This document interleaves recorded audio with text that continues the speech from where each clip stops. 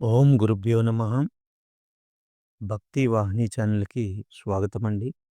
ఈరోజు మిథున రాశి వారి దినఫలాలని పరిశీలించినట్టయితే, ఈ మిథున రాశి వారికి శ్రావణ మాసం పవిత్రతతో కూడిన రోజు.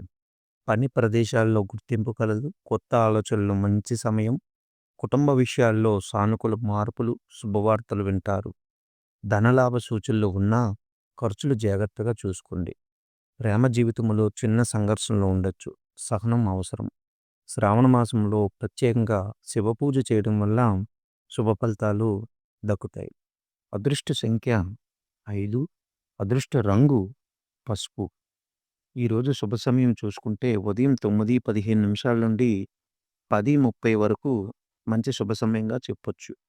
ఓం నమః శివాయ అని రోజును ప్రారంభించండి. అంతా విజయవంతం అవుతుంది.